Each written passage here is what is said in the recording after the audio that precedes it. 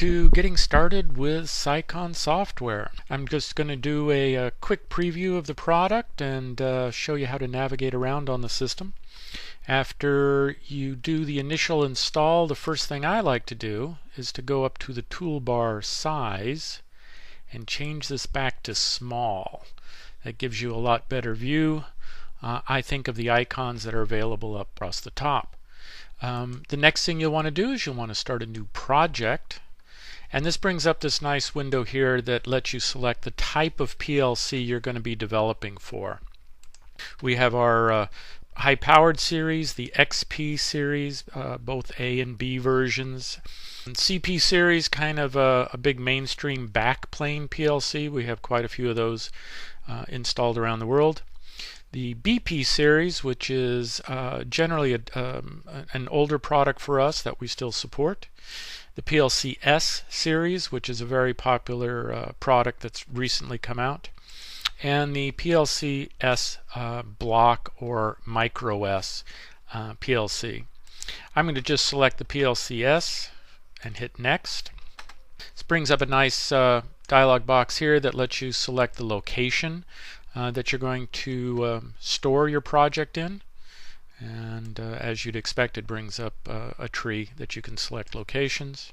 You have a PLC type, so if you select it incorrectly you can go back and change that. Oops. And then let you give it a project name.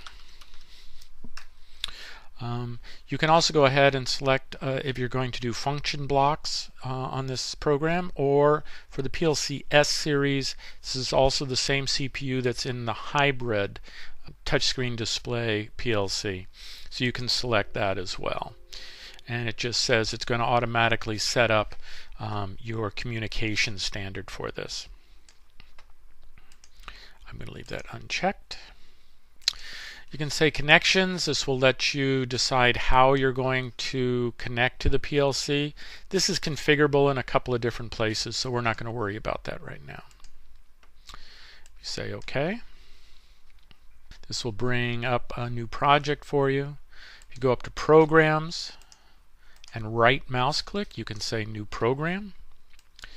This brings up a dialog with a number of selections on it. I'm not going to get into the details right now, but the default is always Scan, and that's where you're going to spend most of your time building your regular ladder logic program. So let me hit OK on that.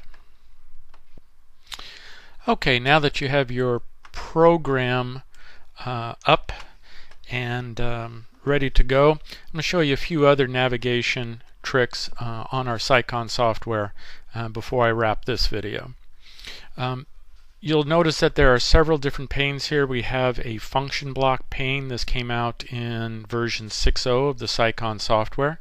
If you don't know what a function block is, you can just close that up.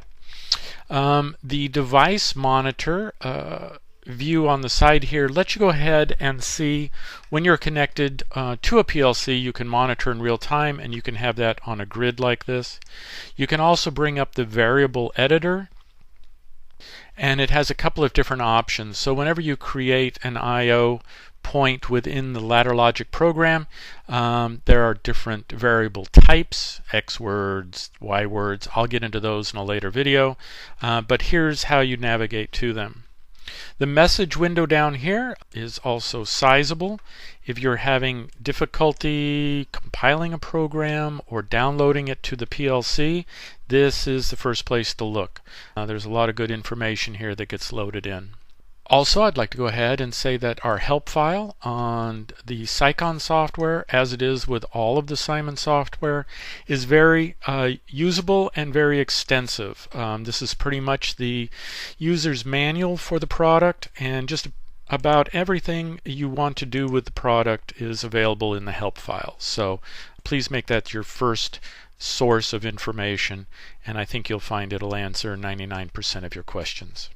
Thanks for watching, and stay tuned for the next one.